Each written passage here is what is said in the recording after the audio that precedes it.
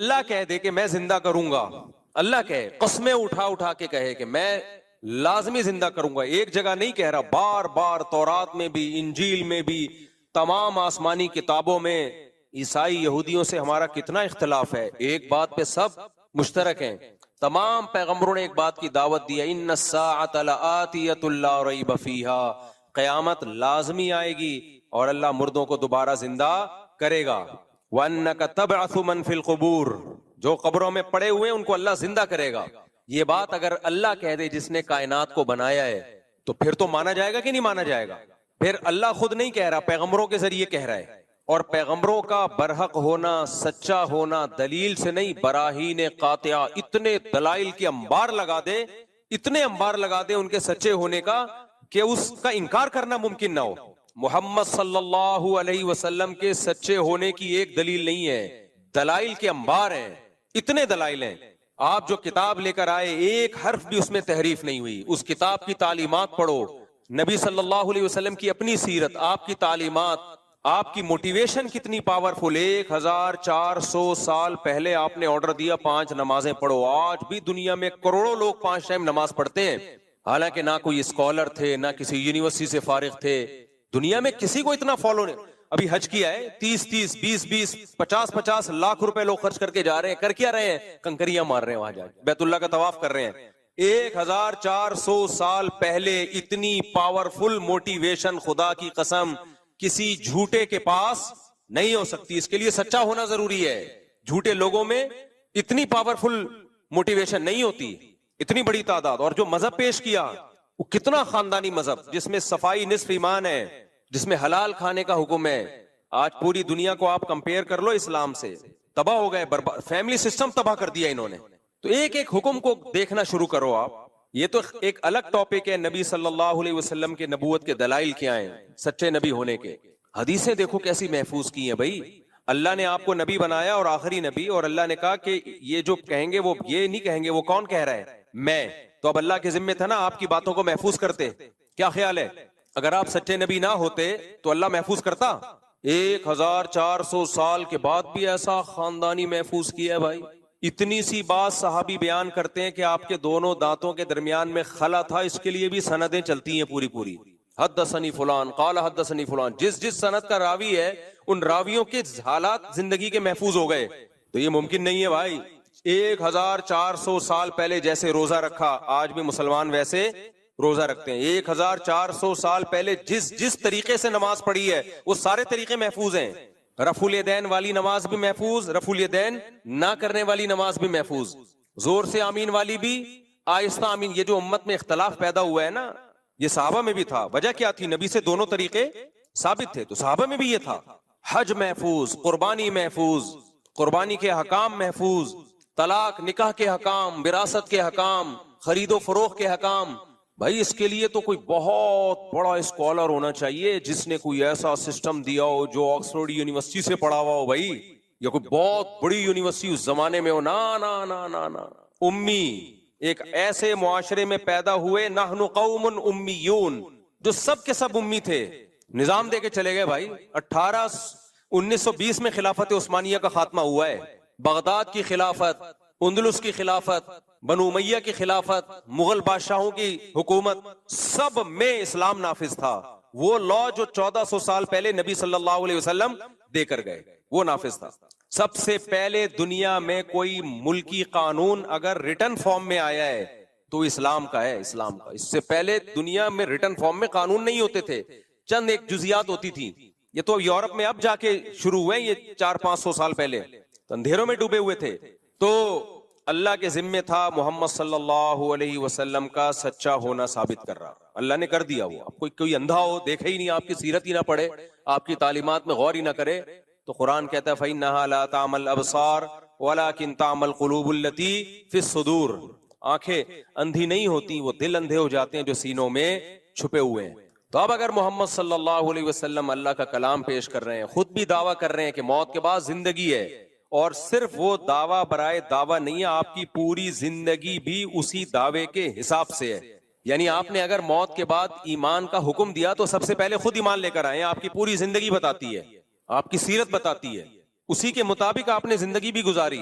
پھر اگر وہ دعویٰ کریں اور قرآن کہے کہ موت کے بعد زندگی ہے تو گواہ سے ثابت بولو ہو گیا. اب اگر اس گواہ کا دعویٰ عقل کے خلاف ہو تو ہم رد کریں گے. تو عقل کے خلاف کے لیے دلیل چاہیے جو کسی کے پاس نہیں ہے. جیسے میں نے کورٹ میں گواہوں سے ثابت کر دیا کہ انہوں نے 1,00,000 روپے لیے ہیں, گواہوں نے بیان دیا. اب جج کہہ رہا ہے کہ یہ دعویٰ خلاف عقل ہے, تو میں کہوں گا جج صاحب آپ ثابت کر دو کہ عقل کے خلاف ہے, تو میں ان گواہوں کا جو سرٹیفکیٹ ہے نا, کیریکٹر سرٹیفکیٹ, وہ کینسل کرواؤں گا جا کے. آپ ثابت تو کرو نا. اب جج بیٹھا ہوا ہے ثابت نہیں کر رہا. تو قرآن کہتا ہے موت کے بعد دوبارہ زندگی ہے. مشرکین نے کہا, آج کے ملحد نے کہا یہ خلاف عقل ہے, تو قرآن نے کہا لے آؤ کوئی دلیل اس کے خلاف عقل ہونے کی. ڈاروین آیا, وہ دلیل لے کر آیا بندر سے ہم بنے ہیں, یہ ایسے ایوالو ہو کے بنے ہیں. 200 سال ہو گئے, وہ نظریہ ہی ہے, اب تک دلائل سے ثابت نہیں ہوا. تبھی قرآن نے کہا ان کے پاس کوئی دلیل نہیں ہے اس دعوے کی. اب سمجھ میں آیا قرآن ان سے دلیل کیوں مانگ رہا ہے؟ کیونکہ ہمارے پاس تو دلیل ہے, اس دلیل کے غلط ہونے کے لیے اب آپ کو دلیل پیش کرنی پڑے گی. کوئی دلیل نہیں ہے. ہاں یہ ایک ضرور ہے کہ یہ بات ایک اچھمبے کی معلوم ہوتی ہے. اس کی مثال ایسے ہے, دوبارہ شاکر بھائی پہ آتے ہیں. اشکال کو مضبوط کرنے کے لیے پہلے مثال دو نا, پھر اشکال سمجھ میں آ جاتا ہے. لوگوں کی عادت ہوتی ہے پہلے بات کرتے ہیں پھر مثال دیتے ہیں. میں بعض دفعہ مثال پہلے دیتا ہوں, اس سے سوال آسانی سمجھ میں آ جاتا ہے. اب میں نے 1,00,000 روپے کا ان پہ دعویٰ کیا اور میں نے گواہوں سے ثابت کر دیا بھائی انہوں نے 1,00,000 روپے لیے. آئندہ شاکر بھائی یہاں کم از کم نہیں بیٹھیں گے. بیٹھے مجھے تو خوشی ہوتی ہے آپ کے یہاں بیٹھنے سے. میں نے ثابت کر دیا جی 1,00,000 روپے میں نے ان کو دیے. جج نے کہا کہ بھائی یہ تو خلاف عقل ہے. میں جج سے کہوں ثابت کرو, جج ثابت نہیں کر سکا. میں کہا بھائی میں تھا بھی پاکستان میں وغیرہ وغیرہ, کوئی آپ ثابت کریں کہ میں ملک سے باہر تھا, اس وقت میں تھا ہی نہیں جب جو گواہ دعویٰ کر رہے ہیں. خلاف عقل ثابت ہوگا تو گواہوں کا جھوٹا ہونا ثابت ہو جائے گا. آئندہ کے لیے ان سے میں دوستی ختم کر دوں گا, ایسی کی تیسی تمہاری یار جھوٹ بولتے ہو. تو جج کہہ رہے ہیں نہیں خلاف عقل نہیں ہے, لیکن کامن سینس کے بہرحال خلاف ہے. کامن سینس کے خلاف ہے. کیوں بھائی خلاف کیوں ہے؟ یار شاکر بھائی کروڑ پتی آدمی ہے, وہ آپ سے 1,00,000 روپے کیوں لے گا؟ یہ عقل میں آنے والی بات بولو نہیں. آج تک کبھی ایسا ہوا نہیں کروڑ پتی آدمی نے ہزاروں پتی یا لاکھوں پتی آدمی سے, یہ وہ پتی نہیں ہے جو انڈیا میں پتی شوہر کو بولتے ہیں, تو وہ کیوں آپ سے 1,00,000 روپے لے گا؟ اس کے پاس پیسے کی کمی نہیں ہے, کیوں لیں گے آپ کو 1,00,000 روپے؟ یہ کھوپڑی آنے والی گل ہے نہیں, کھوپڑی میں نہیں آئے گی. یہ عقل سے خلاف تو نہیں ہے, امکان تو ہے, لیکن خود سوچو یار کیسے پاسبل ہے. 1,00,000 روپے آپ سے لیں گے اور کوئی نہیں ملا ان کو محلے میں, آپ کے اپنے خرچے کم ہیں, وجہ کیا ہے لینے کی؟ کوئی ضرورت ہے تو ان کے پاس تو بینک میں دیکھو اتنا پیسہ پڑا ہوا ہے, اس وقت دیکھو جب لے رہے تھے اس وقت بھی 1 کروڑ روپے پڑے ہوئے تھے. تو میں یہ کہوں گا ہاں یہ ایک عقل سے بالا تر ضرور ہے, یعنی بظاہر مشکل ہے. تو یاد رکھو اس بیس پہ دعوے کو غلط کبھی نہیں قرار دیا جا سکتا, کیونکہ جب گواہوں سے ثابت ہو گیا کہ لیے ہیں تو مانا جائے گا بھائی, اس کی کوئی نہ کوئی تعویل کی جائے گی. ہو سکتا ہے یہ ہو گیا, ہو سکتا ہے یہ ہو گیا, لیکن کمال ہے قرآن مجید پہ کہ مشرکین کے پاس جب کوئی دلیل نہیں تھی نا کہ ہم موت کے بعد دوبارہ زندہ نہیں ہو سکتے, اس کی کوئی دلیل تو ہے نہیں, تو انہوں نے کیا کہا؟ انہوں نے کہا کہ یہ عقل سے بہت بالا تر ہے, کامن سینس کے خلاف. اَإِذَا مِتْنَا وَكُنَّا تُرَابًا وَعِظَامًا أَإِنَّا لَمَبْعُوثُونَ, بھلا مٹی ہو گئے, بوسیدہ ہڈیاں ہو گئے, سڑ گئے, گل گئے, کھوپڑی میں آتا نہیں. آپ سمجھ میں آ رہی میں کیا کہنا چاہتے ہیں؟ ٹھیک ہے بھائی ہونے کو تو سب کچھ ہو سکتا ہے, یہ کوئی عقل مند آدمی نہیں مانے گا کہ یار گل سڑ گئے, کیڑے پڑ گئے, مٹی ہو گئے. من یحیی العظام, بھلا کون ہے جو دوبارہ زندہ کرے گا بھائی؟ کون ہے یار؟ من یحیی العظام وہی رمیم, بھلا کون زندہ کرے گا؟ شاکر بھائی کیوں لیں گے 1,00,000 روپے؟ کیا ضرورت پڑ گئی ان کو؟ تو یہ عقل سے کے خلاف نہیں ہے, لیکن عقل سے بالا تر ضرور ہے. قرآن نے اس کا بھی جواب دیا کہ بے وقوفو, اس سے زیادہ کامن سینس کے خلاف کام ہوا ہے وہ تم نے مان لیا. شاکر بھائی چھوڑو, محلے میں شاکر بھائی سے بھی بڑا سیٹ ہے جس نے 1,00,000 نہیں 50,000 قرضہ لیا تھا مفتی صاحب سے, اس کو تو تم بھی مانتے ہو, اور شاکر بھائی پہ اعتراض ہو رہا ہے کہ مفتی صاحب سے 1,00,000 روپے قرضہ کیوں لے لیا. شاکر بھائی جس فیکٹری میں جاب کرتے ہیں اس کا سیٹ 50,000 لے کر گیا ہے, اور شاکر بھائی کے 1,00,000 پہ تمہیں کیا ہو رہا ہے؟ اشکال ہو رہا ہے. وہ کامن سینس کے خلاف نہیں تھا, اس کو مان لیا ہاں بھائی مفتی صاحب سے لوگ آتے ہیں پیسے, ایسا نہ آنا شروع ہو جائے نہیں دیتا میں چماٹ دیتا ہوں چماٹ. ایک مثال دے رہا ہوں خالی.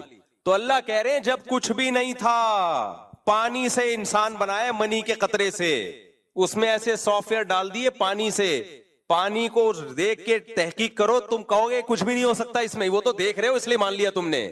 پانی میں آنکھ, ناک, کان, دل, دماغ, جگر, گردے, پھیپھڑے اور پمپنگ کرنے والا دل اور فلٹر کرنے والی مشینیں جو پتہ نہیں کتنے گیلن خون پوری زندگی میں صاف کرتا ہے اور دل کی طرف بھیجتا ہے, اور سوچنے والا دماغ, ہنسنے والے ہونٹ, دانت, چبانے کے لیے, سونگنے کے لیے ناک, ایک صرف اتنی سی کھوپڑی میں اتنے سینسر فٹ کر دیے اس نے, اور پانی سے بنایا, اور اس پانی کو مٹی سے بنایا. خوراک کہاں سے آتی ہے ہمارے پاس؟ مٹی سے. اسپم جو بنتے ہیں وہ ساری چیزوں کی اصل مٹی ہے. مٹی سے گوشت بنے گا, جانور کھائیں گے گھاس, اس سے گوشت بنے گا, اسی سے دودھ بنے گا, اسی مٹی سے خربوزے پیدا ہوتے ہیں, اسی مٹی سے تربوز پیدا ہوتے ہیں. بھائی انسان یا تو سبزی کھائے گا یا گوشت کھائے گا. گوشت بھی اگر کھائے گا تو وہ گوشت آئے گا کہاں سے؟ وہ بھی سبزی کھا کے جانور میں گوشت آتا ہے. آپ کہہ سکتے ہو شیر تو گوشت کھاتا ہے, تو جس جانور کو شیر کھاتا ہے وہ تو گھاس کھا رہا ہے نا, اس میں گوشت گھاس سے بنا ہے, اور گھاس مٹی سے پیدا ہوتی ہے. ہر مٹی کو تھوڑے دنوں میں اتنے پروسیس سے گزار کے جمشید صاحب کو بنا دیا, غفار صاحب کو بنا دیا, چلتا پھرتا انسان بنا دیا. اللہ کہتے ہیں بہت تھوڑے سے ٹائم میں بنایا ہے. تو اس کو تم نے مان لیا کہ خدا یہ کر سکتا ہے. تو بے وقوفو, جو خدا عدم سے وجود میں لا سکتا ہے جب کچھ بھی نہیں تھے, اب تو تمہارے ذرات تو ہے نا, ان کو کیوں نہیں ریورس کر سکتا؟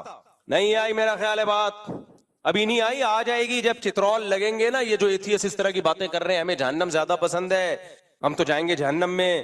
جاؤ گے تم انشاءاللہ, ضرور جہنم میں جاؤ گے, ہماری بھی یہی تمنا ہے. لیکن اس کے بعد پھر تم جب کہو گے نا یہ میری سمجھ میں نہیں آ رہا کہ ہم دوبارہ کیسے زندہ ہو گئے, تو اللہ کہیں گے پہلی دفعہ کیسے زندہ ہو گئے تھے. میاں بیوی کا ملاپ ہوتا ہے, مرد اور عورت کا ملاپ ہوتا ہے, جو اپنی خواہش پوری کرنے کے لیے ہوتا ہے. اس میں کہیں یہ عنصر نہیں ہوتا کہ اولاد پیدا ہو. اس کا کتنا عجیب و غریب رزلٹ اللہ ظاہر کرتا ہے. ان کے ملاپ, ان کی خواہش کو پورا کرنا, یہ انسان کی پیدائش کا ذریعہ بن جاتی ہے. اور پیدا ہوتے ہی ماں کی چھاتیوں میں دودھ آتا ہے. اللہ کہتے ہیں یہ عقل کے خلاف نہیں تھا. ارے ماں روٹی کھا رہی ہے, اسی روٹی سے بچے کی آنکھ, ناک, کان, دل, دماغ, جگر بن رہا ہے.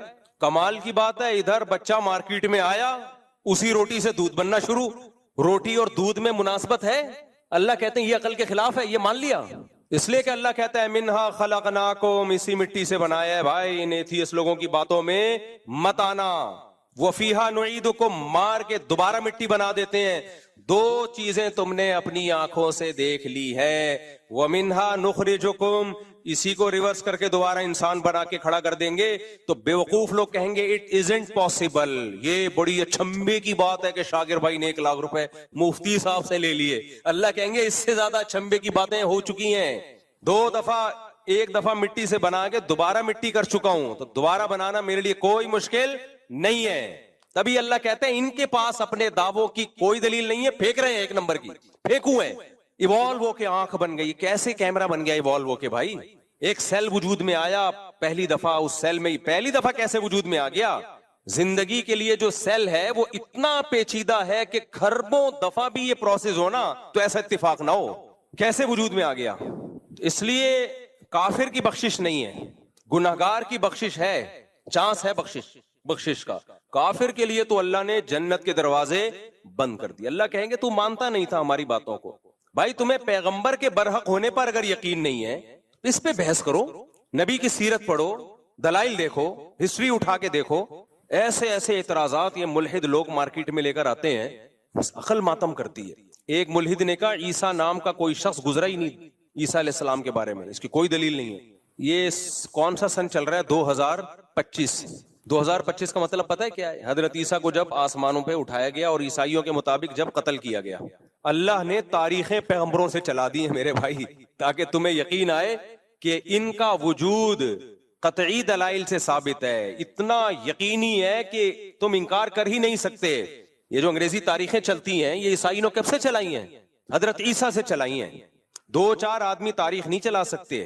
کوئی بڑا واقعہ ہوتا ہے تو ان بیسوں پر ہسٹری کو دیکھو. ہم کہتے ہیں 9/11 سے پہلے کا ہے یا 9/11 کے بعد کا. اس کا مطلب 9/11 ایک ایسا واقعہ ہے جس کا انکار ممکن نہیں ہے, ایک علامت بن چکی ہے. ہم کہتے ہیں عید کے بعد یہ کام کرو گے یا عید سے پہلے. اس کا مطلب عید کا وجود ایک ایسی چیز ہے جس کا انکار ممکن ہے ہی نہیں. سب مانتے ہیں کہ عید ہوتی ہے. اب کوئی اٹھ کے کہے کوئی عید وید نہیں ہے, یہ پتہ نہیں 2-4 لوگوں نے بنایا ہوا ہے, مسلمانوں کی تو کوئی عید ہوتی نہیں ہے. تو ہم کہیں گے بھائی تیرا دماغ خراب ہو گیا ہے. یہ تو اتنی کرسمس ہے, عید ہے, یا جو بھی چیز ہے, ان کا وجود تو اتنا یقینی ہے کہ ان کی بیسس پہ لوگ تاریخیں طے کر رہے ہوتے ہیں.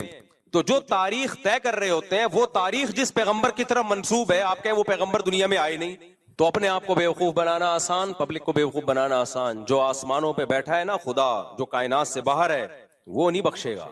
یہ کہتے ہیں اللہ کب سے ہے، پھر اللہ کب سے ہے؟ بھائی یہ کائنات ٹائم باؤنڈ ہے، اللہ کائنات سے باہر ہے، کائنات مخلوق سے ہٹ کر ہے، وہ ٹائم باؤنڈ نہیں ہے۔ جو چیز ٹائم کی پابند ہوتی ہے اس کی ایک اسٹارٹنگ ہوتی ہے اور اینڈنگ ہوتی ہے۔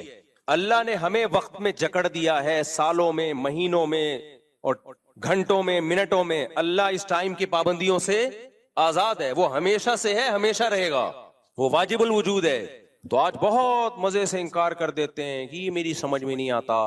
بھائی اگر کوئی انسان دعویٰ کرتا نا میں موت کے بعد تمہیں دوبارہ زندہ کروں گا، پھر ہم کہتے ہیں یہ کھوپڑی میں نہیں آتا، یہ بہت عقل سے بالاتر ہے۔ لیکن دعویٰ اللہ کر رہا ہے کہ میں زندہ کروں گا، پھر ہم اللہ سے پوچھتے ہیں کیسے؟ اللہ کہتے ہیں جیسے پہلے کیا ہے ویسے کر دوں گا دوبارہ۔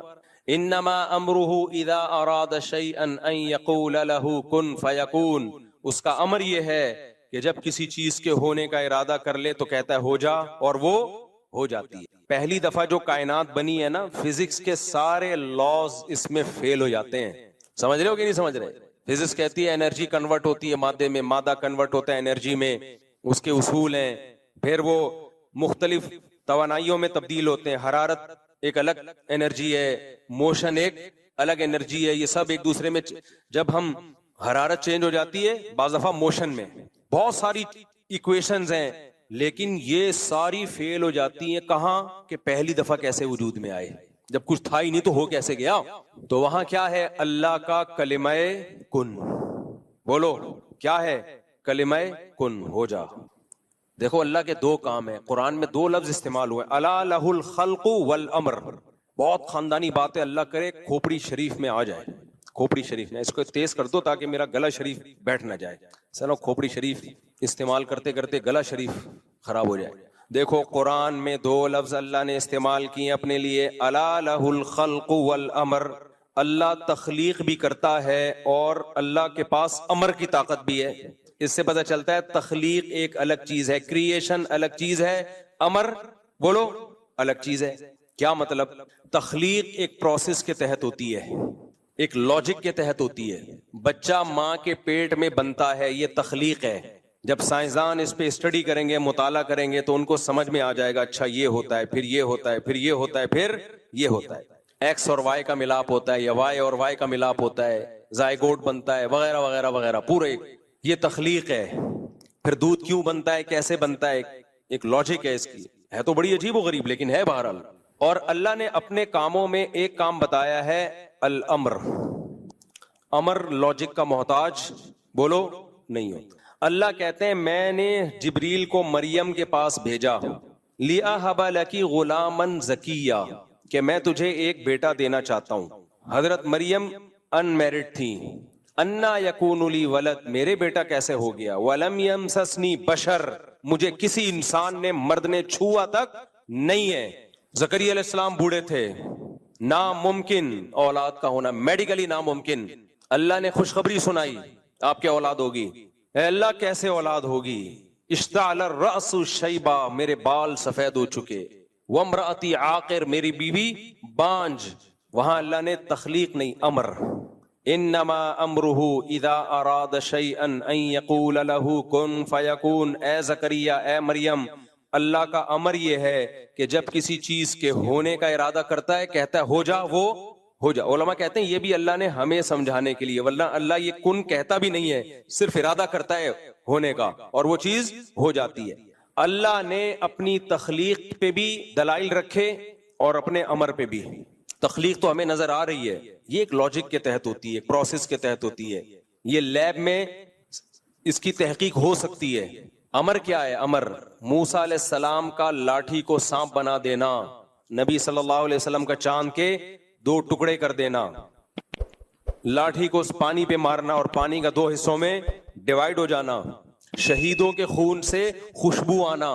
اس کی کوئی لاجک نہیں ہے، خوشبو میں نے خدا کی قسم اپنی ناک سے سونگھی ہے، اس لیے مجھے کوئی نہیں ورغلا سکتا کہ یہ بابوں کی کرامتیں ہم نہیں مانتے۔ ہم نے بابے بھی دیکھے، ان کی کرامتیں اپنی آنکھوں سے دیکھی ہیں، کیونکہ کرامت اللہ کا امر ہے، بابے کا امر نہیں ہوتا۔ تو اسی طرح میرے بھائی یہ کائنات پہلی دفعہ کیسے وجود میں آئی؟ کائنات غور کرتی ہے تخلیق میں، حالانکہ یہ اللہ کے امر سے ہوا ہے. امر سائنس سے اوپر کی چیز ہے، تخلیق سائنس سے نیچے کی چیز ہے. جب ہو گئی تخلیق پھر اس پہ سائنسی فارمولے اپلائی ہوتے ہیں. جب تک نہیں ہوئی تھی تو کیا کیسے وجود میں آ گئی بھائی؟ نہ انرجی تھی نہ مادہ تھا. اللہ نے اپنے کلمہ کن کی طاقت سے اس کائنات کو پہلی دفعہ پیدا کیا. پھر بگ بینگ تھیوری کی شکل میں کیا ہو یا کسی اور شکل میں، یہ سائنس کا ٹاپک ہے، اس پہ بحث کرتی رہے، مان لیں گے سائنسدانوں کی بات. پہلی دفعہ کیسے وجود میں آیا بھائی؟ نہیں آ رہی میرا خیال ہے بات. جب کچھ نہیں تھا تو اللہ کا امر تھا، امر. تبھی قرآن کہتا ہے الا لہ الخلق والامر. تو اللہ کا امر ہے کہ جب ارادہ کرتا ہے نا ہو جا، وہ بغیر کسی لاجک کے وہ کام ہو جاتا ہے. سائنسدان اس بحث میں زندگیاں گزار دیں گے کہ مرغی پہلے آئی یا انڈا پہلے آیا، اس کا کوئی جواب کسی کے باپ کے پاس بھی نہیں ہے. ایوالو ہو کے اتنا خاندانی نظام وجود میں نہیں آ سکتا کہ مرغی 12 انڈوں پہ بیٹھے ان کو گھماتی رہے 24 گھنٹے، اور پھر چوزا جس دن نکلنے کا دن ہو انڈے سے باہر آنے کا، اس کے چونچ پہ ایک بلیڈ پیدا ہو جائے اور وہ انڈے کے چھلکے کو توڑے اور توڑتے ہی وہ بلیڈ اس سے ختم ہو جائے. ایوالو ہو کے اتنا خوبصورت نظام، یہ خلاف عقل ہے. یہ پھینک رہے ہو تم لمبی لمبی، ہمیں کہہ رہے ہو کہ یہ عقل سے بالاتر باتیں کر رہے ہیں. بھائی ڈاروین جو کچھ کہہ کر گیا ہے وہ بالکل کھوپڑی سے آؤٹ باتیں کر کے گیا ہے، اس کو مان رہے ہیں یہ کمبخت. صحیح ہے نا؟ جو بہت ہی عجیب و غریب کہ مچھلیاں پانی میں تھیں تو باہر آتی تھی، آہستہ آہستہ باہر کے ماحول سے متاثر ہو کر باہر آنا شروع ہو گئی. جب باہر آنا شروع ہوئی تو چلنا شروع ہوئی تو ٹانگیں نکلنا شروع ہو گئی. جب ٹانگیں نکلنا شروع ہوئی تو پھر ٹانگیں، ہاتھ، پاؤں، انسان، بندر وغیرہ وغیرہ. پھینکتے رہو، گورنمنٹ کی طرف سے کوئی پابندی نہیں ہے. قرآن نے 2 منٹ میں مسئلہ حل کر دیا. بھائی اللہ دونوں کام کرتا ہے، تخلیق بھی کرتا ہے اور اس کے پاس کلمہ کن کی طاقت بھی ہے. پہلی دفعہ کلمہ کن سے بنا دیا اس نے. ہم جب ماضی کی طرف جاتے ہیں، انسانی آبادی پیچھے گھٹتی ہے، گراف بنانا شروع ہو، آج 6 ارب کی آبادی، تھوڑا پیچھے جائیں 200 سال پہلے ہو سکتا ہے 2 ارب کی آبادی ہو، 1400 سال پہلے جائیں گے 2.5-3 کروڑ کی آبادی، تھوڑا سا اور پیچھے جائیں گے آبادی 60. اس کے لیے کوئی لاکھوں کروڑوں سال نہیں چاہیے. تو وہ آبادی 60 پہلے آدم پہ جا کے ہوگی. وہ پہلا آدم جو انسان تھا تو وہ 1 پہ جا کے ختم ہو رہی ہے. وہ اگر یہ بندر سے بنے ہوتے تو لاکھوں پہ ختم ہو رہے ہوتے ہم جا کے. نہیں آئی میرا خیال ہے بات؟ اگر بندر سے بنے ہوتے تو ایک بندر ایوالو ہو کے تھوڑی آدم بن گیا ہوتا ایک دم دھڑام سے. سب میں ایوالو ہونے کا عمل ہو رہا ہوتا نا، کروڑوں آدم آئے ہوتے دنیا میں. جبکہ ہم آبادی دیکھ رہے، گراف بنانا شروع کریں، بہت تیزی سے پیچھے جا کے ایک انسان پہ یہ ختم ہو رہی ہے، جس کے بارے میں قرآن نے کہہ دیا اللہ نے خلقہ من تراب، اس ایک آدم کو ڈائریکٹ مٹی سے بنایا اور پھر اسی کی پسلی سے اللہ نے حوا کو بنایا اور دونوں کے ملاپ سے بث منہما رجالا کثیرا ونساء، بے شمار مردوں اور عورتوں کو زمین میں پھیلا دیا اس نے. یہ سینس لیس نہیں ہے، یہ کامن سینس کی بات ہے. سینس لیس وہ باتیں جو آپ کر رہے ہو خدا کے انکار میں، کیونکہ آپ اتنی جگہ پھنسو گے کہ پھنستے چلے جاؤ گے. بندر سے بنے ہیں بھائی لاکھوں بندر سے ڈائریکٹ انسان کیوں بن گئے؟ بیچ کی نسلیں کہاں گئیں؟ وہ بھی لاکھوں کی تعداد میں ہونی چاہیے. یہ آپ پہ ایک سوال ہے جس کا آپ کے پاس کوئی جواب نہیں ہے. پھر پہلی دفعہ وہ سیل کیسے وجود میں آ گیا جس میں زندگی کے آثار تھے؟ اس میں روح کیسے آ گئی؟ آپ روبوٹ بناتے ہو، کتنی تحقیق کی ہے، روح ڈال کے دکھاؤ اس میں. آپ قرآن روح کو بھی کیا کہتا ہے؟ قل الروح من امر ربی. روح کی ایکسپلینیشن بھی سائنسدانوں کے پاس نہیں ہے. زندگی کسے کہتے ہیں اس کو آج تک کوئی ڈیفائن نہیں کر پایا، سمجھ ہی نہیں پایا، ڈیفائن کیسے کرے گا بھائی؟ جاندار سیل کیسے وجود میں آ گیا؟ حیات کیسے پڑ گئی اس میں؟ زندگی کیسے آ گئی؟ زندگی کی ڈیفینیشن کیا ہے؟ کسی کے پاس اس کا جواب نہیں ہے. اللہ نے کہہ دیا یہ روح اور زندگی اللہ کا امر ہے، اس کی کوئی سائنٹیفک لاجک نہیں ہے، یہ اللہ کا امر ہے. اللہ کے امر کے لیے کوئی دلیل کی یا سائنٹیفک لاجک کی ضرورت نہیں ہوتی. اس کے ارادے کا نام تھا، اس نے بنایا، اس نے کہا ہو جا، زندگی پڑ گئی، ہو گیا، جان پڑ گئی اس میں. ہمارے پاس ان باتوں کے جواب ہیں جو کامن سینس کے مطابق ہیں. یہ جو خدا کا انکار کرنے والے ہیں ان کے پاس جو یہ جواب دے رہے ہیں وہ سارے سینس لیس، نان سینس، کوئی دلیل نہیں ہے، پھینکے جا رہے ہیں، پھینکے جا رہے ہیں. کب تک چھپو گے پیڑوں کی آڑ میں؟ کبھی تو ملو گے لنڈا بازار میں. کتنے اشکالات کا جواب دو گے بھائی؟ اتنا پھنستے چلے جاؤ گے نا. جب تم نے جو ایک نظریہ گڑھا ہے کہ خود بخود ہو رہا ہے، اتنا پھنستے چلے جاؤ گے کہ لنڈا بازار میں بالآخر پکڑے جاؤ گے. تم ایک آدمی کہتا ہے میں کروڑ پتی، میری اتنی فیکٹریاں، حالانکہ دکان پکوڑوں کی تھی اس کی. تو لوگ کہہ رہے ہیں یار اتنے بڑے بڑے دعوے کر رہے ہیں. تو عقل مند کیا کہے گا؟ یار اتنے بڑے بڑے دعوے جھوٹے اس میں یہ پنپتے نہیں ہیں, اس میں انسان پنپتا نہیں ہے, پکڑا جاتا ہے. چھوٹے موٹے جھوٹ بول لینا اس میں نہیں پکڑا جاتا, لمبے لمبے جب جھوٹ بول رہا ہو تو بالآخر پکڑا جاتا ہے. اب کیسے پکڑا جائے گا یار, یہ پکوڑوں والا ہے لیکن اپنے آپ کو کہتا ہے میں ارب پتی ہوں. بھائی ایک دن لنڈا بازار سے پتلون خریدتے ہوئے پکڑا جائے گا, کیونکہ پکوڑے والا وہیں سے بیچارہ خریدے گا نا, ایک دن پکڑا جائے گا. طارق روڈ سے شاپنگ کرنے کی اس کی صلاحیت نہیں ہے. اگر حقیقی مالدار ہوتا تو لنڈا بازار کیوں جاتا بھائی. تو ایسے موقع پہ کیا خوبصورت بات کی ہے, کب تک چھپو گے پیڑوں کی آڑ میں, کبھی تو ملو گے لنڈا بازار. یہ شاعر نے اپنی محبوبہ کے بارے میں کہا ہے کہ جو پہلے زمانے میں محبوبہ چھپا بہت کرتی تھی, تو اس نے کہا لنڈا بازار تو سبھی آتے ہیں بھائی, سستے میں ایسی چیز مل جاتی ہے دھو کے پتہ ہی نہیں چلتا نئی ہے کہ پرانی ہے. لیکن عاشق کو یہ نہیں پتا کہ تو بھی تو لنڈا بازار میں پکڑا جائے گا. پھر جب تو محبوبہ کو لنڈا بازار دیکھنے کے لیے آئے گا تو محبوبہ تیری پوزیشن بھی جان لے گی, اس کے بعد لنڈا بازار میں ملنے کا بھی کوئی فائدہ ہوگا نہیں. تو یہ جتنے ملحد لوگ ہیں, خدا کا انکار کرنے والے لوگ ہیں, یہ کامن سینس کے خلاف باتیں کرتے ہیں اور ہمیں کہتے ہیں یہ مذہبی لوگوں کی باتیں جو ہے نا یہ نان سینس ہوتی ہیں, یہ سینس کی بات ہی نہیں ہوتی. بھائی بات میں عام مذہب کی بات نہیں کر رہا, اسلام کی کوئی بات عقل کے خلاف نہیں ہے. اللہ نے کہہ دیا بھائی اللہ کی ایک تخلیقی طاقت ہے اللہ کے پاس, اور ایک کیا ہے, امر ہے. امر کس کا نام ہے, انما امرہ اذا اراد شیئا ان یقول له کن فیکون. اب آپ بولتے رہو مرغی آئی انڈا آیا, پہلے بہت بحث کرو گے آپ, کبھی بھی نتیجہ انڈا پہلی دفعہ آ گیا اگر تو پھر وہ انڈا مرغی کے بغیر کہاں سے آیا. وہ کہتے ہیں ایک سیل تھا جو مرغی کی شکل میں آیا, پھر اس نے انڈے دینا شروع. بھائی بس کرو بس کرو, چلو انڈے دینا شروع بھی کر دیے, اس کو پہلے دن سے یہ کیسے پتا چل گیا ان انڈوں سے میرے چوزے نکلیں گے, یہ دماغ میں سافٹ ویئر کہاں سے آ گئے. اپنے انڈوں کی ایسے حفاظت کر رہی ہے, وہ ایسے پال رہی ہے انڈوں کو, گھما گھما کے 24 گھنٹے میں ہر طرف سے سے رہی ہے, اور پھر جب وہ چوزے نکلتے ہیں ایسی حفاظت کرتی ہے, گرمی سردی کی پرواہ کیے بغیر. چیل کووں سے لڑ رہی ہوتی ہے اپنے بچوں کے لیے, بلی سے لڑ رہی ہوتی ہے, اتنی سی کھوپڑی. شہد کی مکھی کی اتنی سی کھوپڑی, 2-4 تاریں, اتنی اسٹرگل کرتی ہے شہد بنانے کے لیے. بھائی یہ آٹومیٹیکلی خود بخود ہو گیا. لوگ کہتے ہیں دعاؤں سے مسئلہ حل ہوگا. دعائیں جب پوری ہوتی ہے جب آپ کامیابی کے اسباب اختیار کرو, جو اللہ نے زمینی اسباب رکھے ہیں ان اسباب کو آپ اختیار نہیں کر رہے, دعا مانگتے رہو بیٹھ کے. ابے بھائی وہاں ہوٹل پہ پراٹھے پڑے ہوئے ہیں اور آپ قریب سے گزر رہے ہو, آپ کی جیب میں پیسے بھی ہیں, تو پتہ نہیں کیوں مثال کھانے میں پراٹھے کے علاوہ آتی نہیں ہے. میں خود حیران ہوں یار یہ کیا ہو گیا ہے. تو اب میں نے پراٹھے کا حل یہ کیا ہے کہ پراٹھے تو چھوڑنے نہیں ہیں, اور وہ بھی ہوٹل کے پراٹھے. گھر کے لال آٹے کے مزے کے نہیں لگتے, وہ ہوٹل کے سفید ہی. تو پھر میں نے ایک کہا کہ ایک کام کرو, دیسی گھی کا ڈبہ پہنچا دیا اس کے پاس کہ تم اسے ڈبل پیسے لے لے. گھی کا ان کا ناقص ہوتا ہے نا, تو پتہ نہیں گریس میں پکا رہے ہیں کسی میں پکا رہے ہیں, گھی ہمارا ہی ہوگا. اتنا تو کر لیا ہے. تو اب آپ بتاؤ, آپ کو نظر آئے پراٹھے, آپ دعا مانگ رہے ہو اللہ کھلا دے, اللہ کھلائے گا؟ وہ اللہ کہے گا خرید کے کھا لے بھائی. تو اسباب تو اختیار کر کے پھر دعائیں مانگو گے تو قبول ہوں گی نا. ہم یہ پراٹھے کھا کے دعا مانگتے ہیں اللہ اس کے سائیڈ افیکٹ سے تو ہمیں بچا کے رکھنا. صحیح ہے. تو وہ مجھے اور بھی بہت سے لوگ بتاتے ہیں یہ بات, صرف وہ اکیلے کی بات نہیں ہے, اور بھی بہت سے لوگ بتاتے ہیں. میں تو 17 سال سے چیخ رہا ہوں اس پہ کہ ہمارا فیوچر بالآخر وہی ہونے والا ہے جو ان کا ہے. ٹھیک ہے 100% وہ نہیں ہوگا, 50% بھی ہو جائے تو کیا کم ہے. مذہب کی وجہ سے اتنا ہم آگے شاید نہ جائیں, تھوڑا سا بریکیں لگی ہوئی ہوں ہماری, جو ہم پیدائشی مسلمان ہیں, لیکن برباد بہرحال ہونا ہے. تو بھائی اپنے اولادوں کو آپ دین کی طرف لے کر آؤ, ورنہ آپ کی اولاد کا نہیں ہوا تو اولادوں کی اولادوں کا, ورنہ اگلی نسل گئی تباہ ہو جائے گی بالکل, اور ہونا شروع ہو گئی ہے. اور آپ کو میں عرض کروں آپ سے کہ اللہ کی قسم مذہب میں اللہ نے اتنا سکون رکھا ہے. ہم تو کبھی آپس میں بیٹھ کے بات چیت کرتے ہیں, ہم کہتے ہیں یار ہم جیسے نالائقوں کو اللہ نے, اتنے نالائق لوگ ہیں ہم, پھر بھی ہمیں سکون کی زندگی دے دی. یہ تو صرف اسلام کی برکت ہے. اگر ہماری زندگی میں یہ جو ٹوٹا پھوٹا مصنوعی سا اسلام, ہم اس کو حقیقی اسلام بھی نہیں کہہ سکتے, ہم کتنے پانی میں تو ہمیں پتا ہے, یہ نہ ہوتا ہم تو حیران ہوتے ہیں لوگوں کو دیکھ کے, یار یہ گھروں میں کیسے زندگی گزار رہے ہیں. تو ایک وحشیانہ زندگی ہے, درندگی والی زندگی ہے, ایک حیوانوں والی زندگی ہے.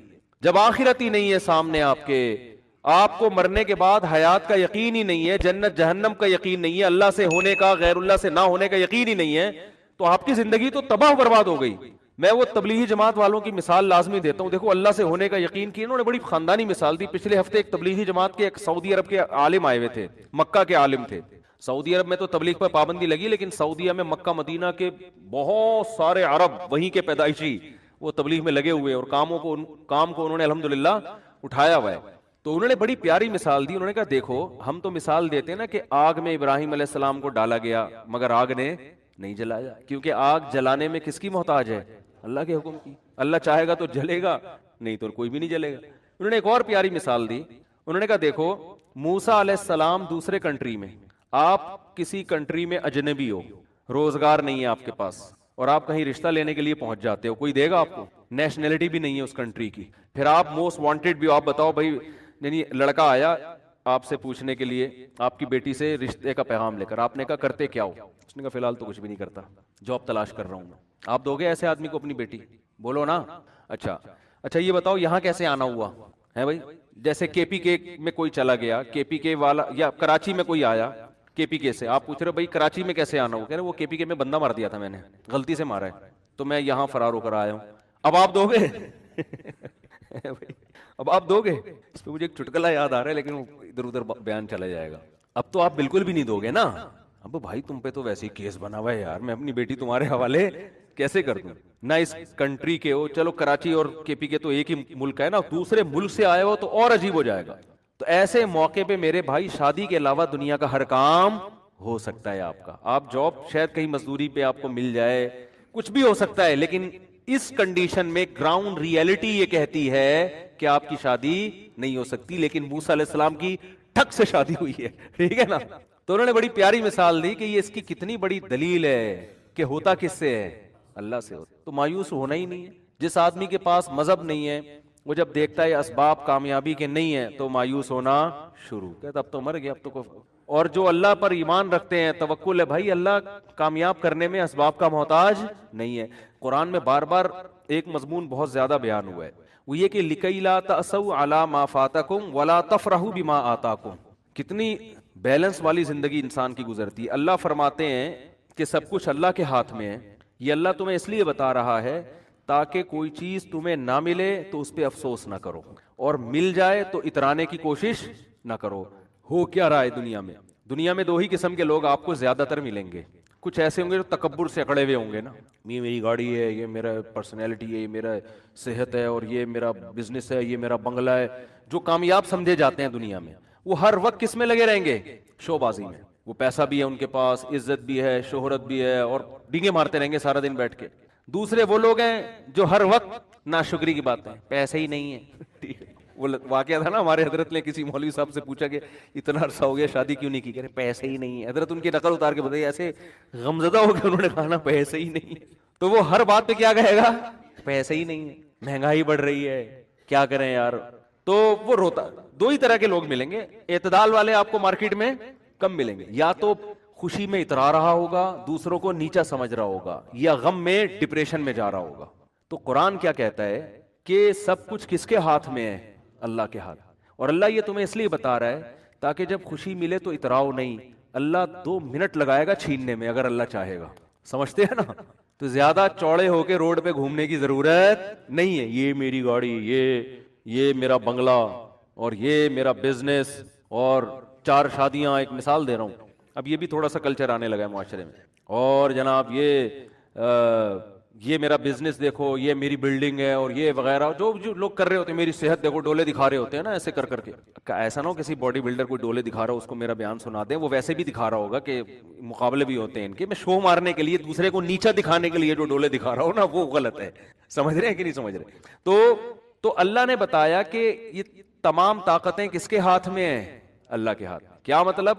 جتنی پاور ہے نا اس وقت, جتنے وسائل ہیں, اللہ چاہے گا 2 منٹ میں چھین لے گا. تو جس آدمی کے دماغ میں یہ استحضار ہو کہ میں اسباب سے متاثر نہیں ہوں گا, اللہ مسبب الاسباب ہے, وہ جب چاہتا ہے انسان سے ساری نعمتیں چھین لیتا ہے.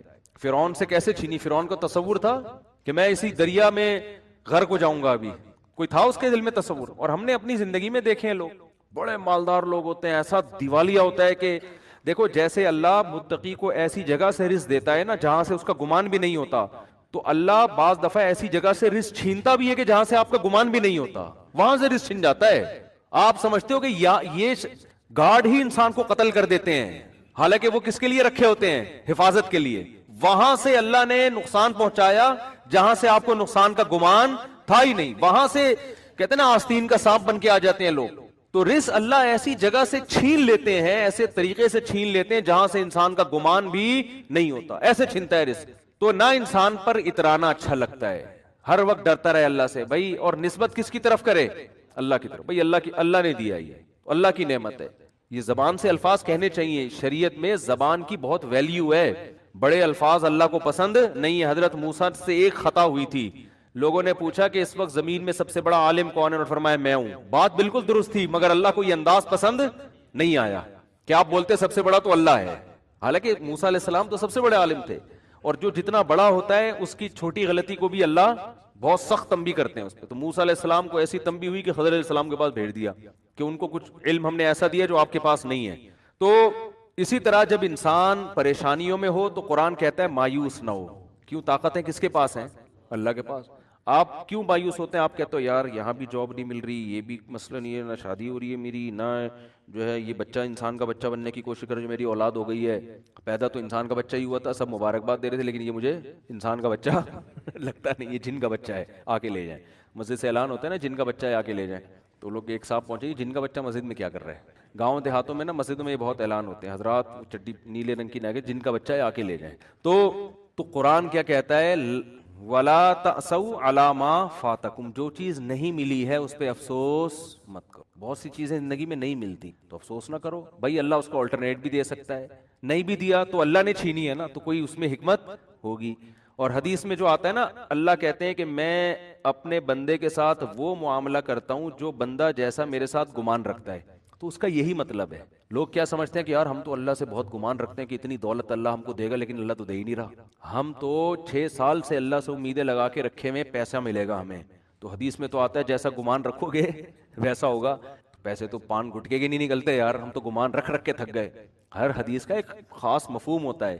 مطلب حدیث کا یہ ہے کہ آپ کے ساتھ اگر ایسا لگ رہا ہے کہ غلط ہو رہا ہے, آپ کاموں میں ناکام ہو رہے ہیں, آپ اللہ سے اچھی امید رکھو کہ انشاءاللہ اسی میں خیر ہوگی, تو واقعی اس میں پھر خیر ہوگی. جیسے یوسف علیہ السلام کتنے غموں میں تھے نا, لیکن اللہ سے امیدیں لگا کے بیٹھے ہوئے تھے, اس میں میری خیر ہے. یعقوب علیہ السلام کے دونوں بیٹے بھی چھڑ گئے, لیکن کہہ رہے ہیں اعلم من اللہ ما لا تعلمون, میں اللہ کے بارے میں وہ کچھ جانتا ہوں جو تم نہیں جانتے, اس میں میری خیر ہوگی. ہوئی خیر کی نہیں ہوئی.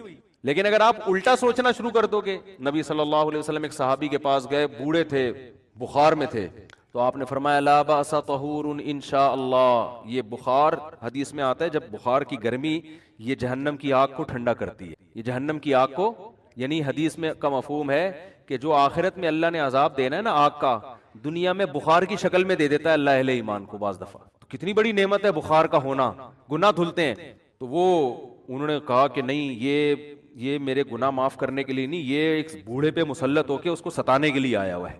تو آپ نے فرمایا اب ایسا ہی ہوگا, اب یہ بخار گناہوں کی معافی کا ذریعہ نہیں بنے گا. تو یہ مطلب ہے کہ جیسا اللہ کے بارے میں آپ گمان رکھیں گے اللہ کا معاملہ آپ کے ساتھ ویسے. اس لیے غموں میں میرے بھائی زبان سے ناشکری کے الفاظ نہ نکالو. دیکھو غم میں ہائے ہوئے کرنا جائز ہے, یہ انسان کی نیچر ہے, رونا بھی جائز ہے. غم میں مسکرانا بڑا مشکل کام ہوتا ہے, یہ نیچر کے خلاف ہے.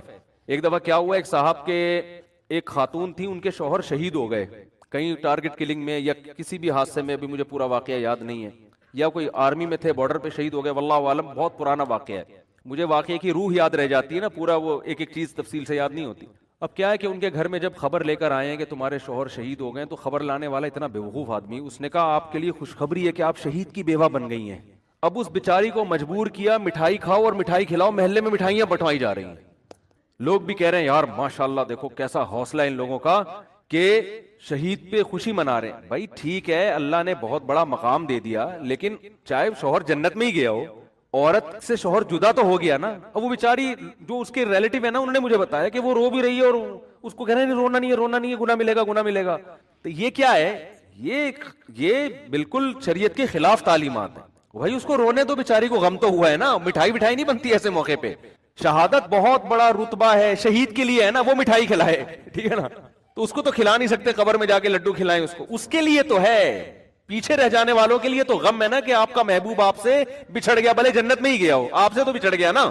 ارے آپ کا جگری دوست امریکہ جا رہا ہو, خوش ہو, آپ پھر بھی رخصت کرتے ہوئے روتے ہو اس کو کہ بیٹا امریکہ جا رہا ہے. مایوں کی تمنا تھی میرا بچہ امریکہ میں جائے, کماؤ پوت بنے, پیسے کما کے بھیجے, لیکن جس دن جا رہا ہوتا ہے اس دن ماں خوش ہو رہی ہوتی ہے, رو رہی ہوتی ہے.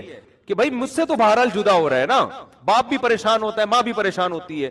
تو یہ ایک بیٹیاں جب گھر سے رخصت ہوتی ہیں, اور آسان مثال, ماؤں نے خود شادی کرائی ہوتی ہے, ماؤں نے خود رشتہ طے کیا ہوتا ہے, وظیفے پڑے ہوتے ہیں, لیکن جس دن بچی رخصت ہوتی ہے ماں رو رہی ہوتی ہے, ہنس رہی ہوتی ہے. بولو نا, اب کوئی اس پہ اعتراض کرے, لو اتنی مشکل سے رشتہ ملا, یہ تو رو رہی ہیں, واپس کرو اس رشتے کو بھائی, لے کر آ بھائی, چل بھائی دفعہ یہاں سے. کیا خیال ہے؟ 50-50 یاد آتا ہے ایسے موقع پہ نا.